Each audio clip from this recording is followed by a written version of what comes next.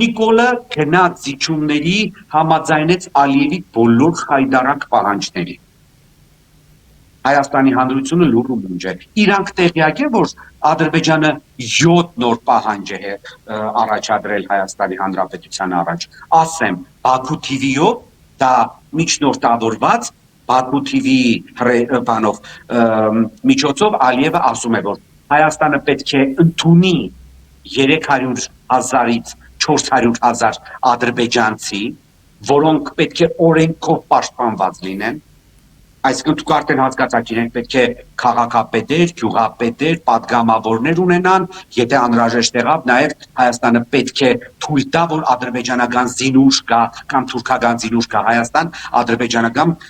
ադրբեջանցիների կողմից բնակեցված բնակավայրերը պաշտպանելու համար։ Այդ մեկ։ Երկրորդը, Հայաստանը պետք է ունենա զորք, պետք է ուրեմն ապառազմականացվի Հայաստանը։ Հայաստանը պետք է երրորդը հետ ուղարկի իր կողմից գնված բոլոր զինատեսակները, որոնք ինքը գնել է պատերազմից հետո։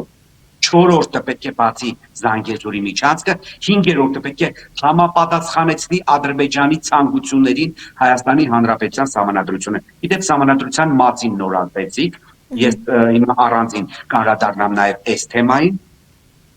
Վեցերորդը այնտեղ էլի կապված էր ուրեմն